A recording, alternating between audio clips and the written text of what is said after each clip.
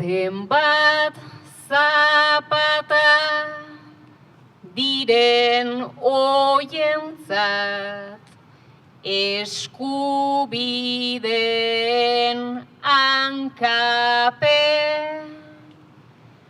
menia deitzen zioten ura ere ez denean pake.